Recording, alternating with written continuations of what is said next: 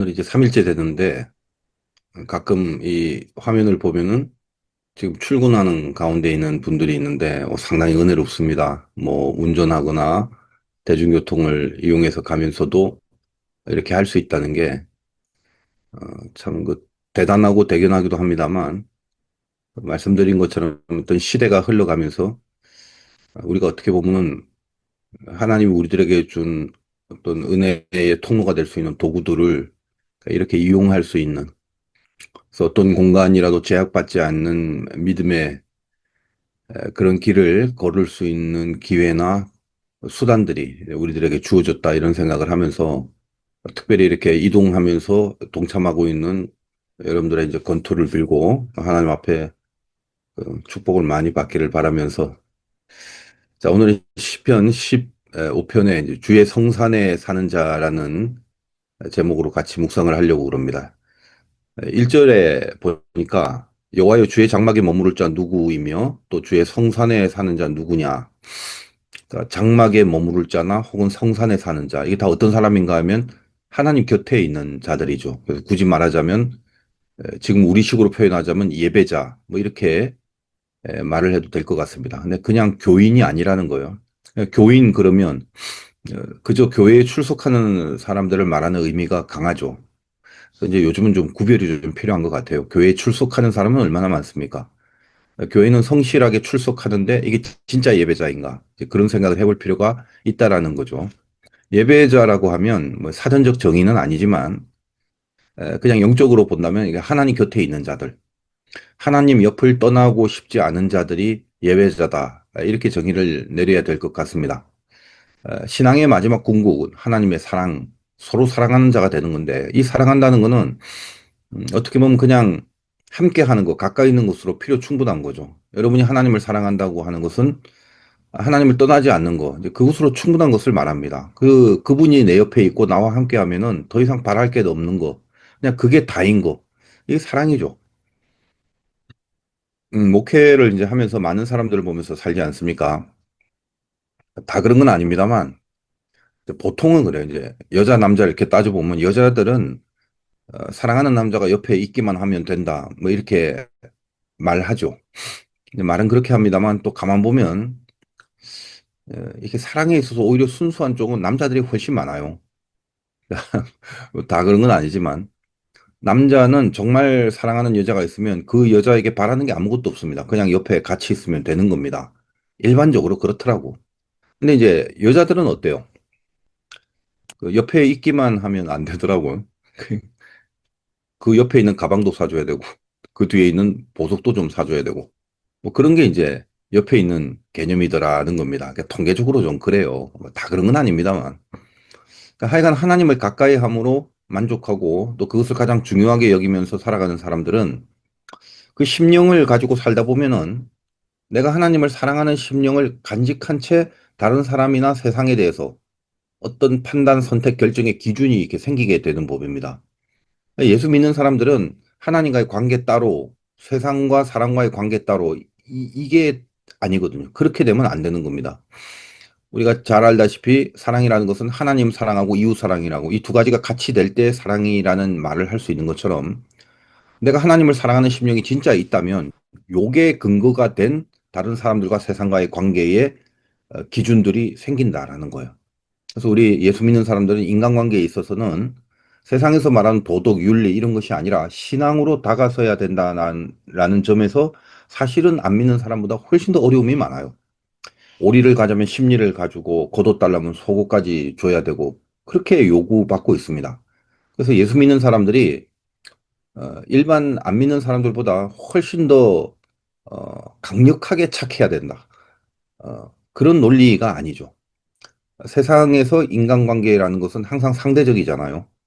나와의 친분 정도 혹은 뭐 이해관계에 있어서 나한테 이득이 될 만한 그런 관계를 따져서 그것에 의해서 계산을 하게 됩니다. 그러나 우리 하나님을 믿는 사람들은 나와 하나님과의 관계, 이것이 기준이 돼서 그 기준을 갖고 나와 사람의 관계, 나와 세상의 관계를 결정하는 거거든요. 오리를 가자는데 착하고 내가 마음이 약해서 심리까지 가주는 거 이게 아닙니다. 우린 어떤 조건이 없어요. 내가 조건 없이 구원을 받고 또 내가 자격 없이 하나님의 사랑을 받았기 때문에 사람 사이의 관계에 있어서도 하나님께 하듯이 하나님과 나와의 관계 속에서 어, 어떤 이루어진 그 내용으로 사람 사이의 관계를 대하라라고 그렇게 말씀을 하신다는 겁니다. 어린 소자에게 한 것이 나에게 한 것이다라고 그렇게 말씀하듯이 말입니다. 죽게 하듯이 하고 사람에게 하듯이 하지 마라. 어린 소자 하나라도. 그러니까 우리가 어떤 인간관계를 가져야 되는가가 하나님을 사랑하는 것과 이렇게 직결되어 있는 거다라는 거예요. 그래서 오늘 본문도 2절에 보면 정직하게 행하고 공의를 실천하며 그의 마음에 진실을 말한다. 그러니까 하나님께 예배하는 참된 예배자들이 사랑과 세상에 대해서 어떤 자세를 가져야 되는지에 대한 내용입니다. 뭐 구구절절 좋은 말들인데 하나하나 자세하게 뭐 다 살필 시간은 없을 것 같고 다시 보면 정직하게 2절에 정직하게 행하고 공의와 진실을 말한다. 자, 이런 내용들 다 좋은 말이죠. 이건 이제 어떤 측면에서 우리가 바라봐야 되냐면 여러분이 삶을 살아가면서 정직하고 공의와 진실을 말한다라는 게 자기 자신을 철저하게 해서 그것으로 다른 사람들에게 나의 이 철저함을 보이는 거. 그러니까 다른 사람들에게 나의 철저함을 보여지게 하라는 거예요. 조금 더 본다면 3절 같은 데 보니까 혀로 남을 허물하지 않고 이웃에게 악을 행하지 않고 이웃을 비방하지 않고 이런 말들. 남의 허물을 말하거나 악을 행하거나 비방하지 않는다. 4절 같은 경우에는 그의 눈은 망령된 자를 멸시하며 여호와를 두려워하는 자들을 존대하며 그 이제 약간 그 번역에 있어서 조금 더 구체적일 필요가 있는데 눈이 망령된 자를 멸시한다. 여기서 망령이란 히브리어가 니메아스는 이 니메아스는 뜻이 거절한다라는 뜻이에요. 그러니까 하나님께로부터 거절된 자를 멸시한다는 말인데 이 멸시한다라는 원뜻은 본받지 않는다 이런 말입니다. 그래서 이 사절의 번역을 조금 원뜻에 맞게끔 다시 해석을 한다면 하나님을 거절하는 자의 삶을 따라가지 않는다 이런 말이에요. 그리고 그게 그의 눈은 망령된 자를 멸시한다는 말이고 여호와를 두려워하는 자를 존대하며 이렇게 돼 있죠.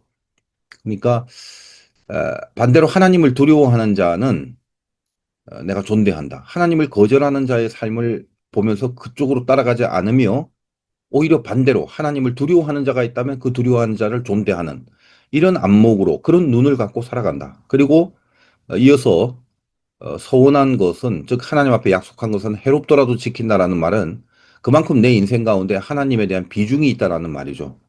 그런 내용들입니다. 5절 같은 데 보니까 이자를 받으려면 돈을 구워 주지 아니하고 뇌물을 받고 무지한 자를 해하지 아니하는 자이니 이런 일들을 행한 자는 영원히 흔들리지 아니한다. 그러니까 이자놀이나 뇌물 등등 그런 물질적인 어떤 목적으로 살지는 말라 이 말입니다. 그러니까 이런 내용들을 뭐 좋은 내용들이 많은데 한마디로 이걸 다 묶어서 뭐라고 할 수 있을까? 이것을 이제 묵상을 해보니까 자기에게 철저하고 남에게 관대하라. 사실 이 말이에요. 이렇게 이제 한마디로 요약을 하기까지는 쉽지 않습니다. 여러분 세상에서 살아간다는 것이 실은 대부분 어때요? 인간관계에 대한 어려움이거든요. 그렇지 않아요? 일이 힘들기보다는 사람이 힘들 때가 거의 대부분입니다.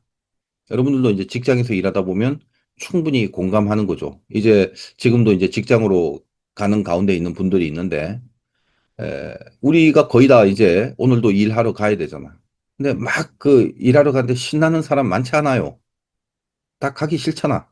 안 그런가? 근데 그 이유 중에 하나가 어떤 일에 힘든 것도 물론 있겠습니다만 예를 들면 내가 나가는 직장, 회사, 거기서 마음에 안 드는 사람이 있을 때 그 사람 보는 거, 또 그 사람과 뭔가 접촉해야 된다는 이게 굉장히 불쾌한 겁니다. 여러분 교회도 마찬가지예요. 사람들이 모여 있는 곳은 다 동일해요. 교회에서 실족한 사람들 보면 나 예수님 싫어요. 하나님 싫어요. 그래서 안 가요. 이런 사람 거의 없죠. 다 뭐예요? 교인끼리, 사람끼리 다투고 삐지고. 그래서 사람이 싫은 거거든. 신자들은 어쩌면 아주 간단합니다. 사람들 사이에서 어떤 자세를 잡아야 하는가. 그건데, 보통은 자기 자신에게는 관대하고 남들에게 굉장히 엄격하죠. 근데 성경은 어디를 보더라도 오늘 말씀도 마찬가지입니다만 보통 다 그 교훈이 동일합니다. 자기에게 엄격해라. 그리고 다른 이들에게 관용을 베풀라. 이거예요. 인간관계라는 것이 인격의 교류라고 한다면 그렇잖아. 그런 인격의 교류에 무슨 그 기계적 공식이 어디 있겠습니까? 우리는 사람을 보고 대하는 게 아니라 하나님에게 어떤 평가를 받을까라는 게 기준이 돼서 다른 사람들을 대해주는 거죠. 그러니까 아주 노골적으로 말하면 그 사람한테 잘 보이려고 혹은 그 사람을 위해서라는 것이 그게 다가 아닙니다. 더 궁극의 이유와 근거가 있는데 내가 그 사람을 어떻게 다루고 그 사람에 대해서 어떻게 관계를 맺고 그 사람에게 어떻게 해주느냐에 따라서 하나님에 대한 평가를 받는다라는 이 이유 때문에 사람의 관계를 설정하는 거고요. 그러니 좀 어렵습니다. 저도 이제 목회를 하다 보니까 사람을 다뤄야 되는데 그 인간이란 종자가 얼마나 참 다양한지 목회를 하면 할수록 아주 절감을 하고 살아가요. 그리고 이제 나이가 들고 경륜이 쌓이면서 이제 결국 관계성이라는 게 복잡하지 않게 아주 단순해지는 것 같습니다. 왜 단순해지느냐면 내 감정이나 어떤 내 판단의 근거를 갖고 재거나 뭐 생각하거나 그런 감정 노릇을 하지 않게 돼요. 인간관계가 굉장히 간단하다는 거예요. 뭐냐? 내가 지금 하나님을 정말 믿느냐? 그리고 하나님이 나에 대해서 어떤 분이냐라는 것이 분명하다면 이 관계, 이 하나님과의 관계를 근거로 사람들을 이렇게 바라보게 되는 거죠. 대표적으로 이런 거예요. 백데나리온 빚진 자가 만 달란트를 탕감받은 그 자가 백데나리온을 자기에게 빚진 자에 막 윽박지르는 거. 우리나라식으로 표현한다면 한 700만 원 정도 빚진 자에게 한 5조 정도를 탕감받은 자가 만나서 돈 갚아라. 안 갚으면 뭐 감옥에 넣겠다. 우리가 늘 그 내용을 묵상하게 합니다. 그러니까 내가 누군가, 나는 어떤 자격으로 이 사람을 대해야 되지? 그렇게 생각을 하면 적어도 하나님이 원하시는 자세가 무엇이어야 되는가? 이제 거기에 대한 윤곽이 나온다라는 거예요. 아, 어떻게 하는 게 맞냐? 혹은 틀리냐? 혹은 옳으냐? 그러냐? 현명하냐? 어리석으냐? 뭐 이게 어떻게 해야 이익이 되냐? 손해가 되냐? 사람과의 관계를 그런 개념으로 따지는 게 아닙니다. 우리가 성경대로 살다 보면 충분히 뭔가 어리석을 수 있고 바보 같아 보일 수도 있지만 우리는 그럴 수 있는 근거를 어, 내가 선해서 내가 착해서 내가 인격적이어서 뭐 그 사람에게 가능성이 있어서 이런 게 아니라 늘 나와 관계를 맺고 있는 나에게 있어서 하나님이 누군가라는 것을 그 믿음으로 하나님을 늘 계산할 수 있어야 한다는 거예요. 그러니까 그냥 아주 힘들거나 갈등이 될 때는 진심을 가지고 진지하게 하나님께 물어보는 그런 시간이 필요하겠죠. 여러분 만나는 모든 사람 사이에서 적어도 중심에 진심을 가지고 내가 하나님이 원하는 것을 하겠습니다. 이제 그렇게 기도를 하는 작업을 거치고 나면 그것이 어떤 시기든지 간에 하나님이 책임을 져주시고 하나님이 기억을 해 주시는 거 이것이 신앙입니다. 인간관계도 그렇게 할 뿐만 아니라 여러분이 하고 있는 모든 일도 그 마음 중심에 하나님을 놓고 나서 그리고 나서 일을 추진하고 관계를 맺고 이게 우리의 가장 기본적인 패턴이죠. 그러니까 하나님은 뭐라고 하냐면 중심을 보신다. 이런 얘기를 하잖아요. 예를 들면 그런 거예요. 동일한 경우, 동일한 사람인데 어떤 사람은 기도를 해서 하나님 앞에 중심을 갖다 보니까 A라는 반응으로 그 사람을 대할 수밖에 없었다. 어떤 사람은 동일하게 똑같은 경우에 동일하게 기도했는데 B라는 반응으로 그 사람을 대할 수밖에 없었다. 이렇게 치자라는 거예요. 그럴 수 있잖아. 그러니까 그만큼 어떤 정답이 분명하지 않은 경우가 굉장히 많습니다. 어떤 사람은 A, 어떤 사람은 B. 동일한 사건, 동일한 사람, 동일한 근거, 동일한 기준을 갖고 선택을 했는데 어떤 사람은 A를 또 어떤 사람은 B를 이렇게 나온다 이 말이에요. 그런데 중요한 것은 결국 A냐 B냐 요게 중요한 게 아니라 그렇게 진실되게 하나님께 기도하고 하나님을 중심으로 물어보는 그 마음 중심의 시간을 거쳤다면 그 다음은 어떻게 하더라도 하나님이 그 나름대로 인정을 해 주신다는 말이에요. 왜냐? 늘 그렇잖아. 신앙은 늘 중심 싸움이다. 어, 그래서 뭐 새벽에 여러분 아무튼 열심히 이렇게 첫 시간을 하나님 앞에 들어서 참 감사합니다. 그래서 이번에 요 영상이 다 녹화되면 제가 이제 유튜브 재생 목록에 시편을 계속 또 강의하고 있는 경우가 있는데 뭐 새벽 노래, 고난 속에서 부르는 노래 이런 거. 그래서 이번 테마는 어떻게 할까 하다가 그 시작의 노래라고 하자. 뭐 이렇게 합의를 봤어요. 우리 교육자들끼리. 그러니까 여러분 지금 뭔가 시작하잖아요. 그래서 오늘도 이제 또 분주한 시작이 되는데 새벽에 뭘 간증을 하긴 좀 그렇습니다만 제가 여러 번 이야기를 한 내용 중에 항상 이 마음 중심과 인간관계에 대한 내용을 묵상하다 보면 늘 제가 떠오르는 그런 어떤 이야기가 있습니다. 여러 번 말씀드린 건데 여러 번 말씀드려도 여러분들은 이제 또 들어도 감동인 사건이에요. 저는 이제 고등학교 졸업한 후에 말 그대로 무작정 서울로 상경을 했다고 그랬죠. 그러니까 이래저래 어쨌든 뭐 신학교 들어가고 하여간 그 당시에는 말할 수 없이 없이 지내던 시절이에요. 이렇게 저렇게 힘들게 하다가 어쨌든 졸업하고 제가 이제 일을 하죠. 보통 이제 교회에 가서 좀 봉사를 해야 되는데 저에겐 그런 그 뭐랄까 배경 뭐 그럴 수 있는 기회 이런 여력 이런 것들이 없어서 뭐 어디를 가야 되는지 모르겠고 어쨌든 일을 하는 게 필요해서 처음 정식 봉급을 받았는데 아마 23살, 4살쯤인가 싶은데 참 없었을 때인데 당시에 그 물가가 그냥 일반적인 평범한 식당에서 된장찌개가 하나 1,000원 했던 시절이에요. 근데 어렵게 어렵게 일을 해서 처음 제가 봉급 60만 원을 받았습니다. 뭐 이야기 저번에도 했죠. 난생 처음 받은 정식 수입이니까. 근데 그전에는 간헐적으로 그 아르바이트만 했기 때문에 그때그때 이제 푼돈을 받는 수준이고 뭔가 이렇게 처음 정식으로 봉급을 받으니까 얼마나 기쁜지 모릅니다. 된장찌개를 먹을 때, 아, 이제는 공깃밥도 추가하고 싶었는데 그게 가능하구나. 이거죠.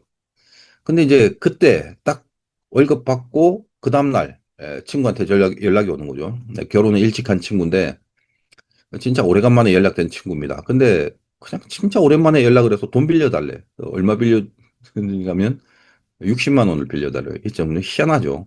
아니 예를 들면 뭐 50이면 50이지 60은 뭔가요? 딱 내가 받은 봉급. 그래서 내가 좀 이따 연락할게 하고 이 지금도 기억이 나는데 어쨌든 저 종로 뭐 종로 오간가 그 정도 거리에서 한번 광화문 이르기까지 쭉 걸으면서 생각을 했어요.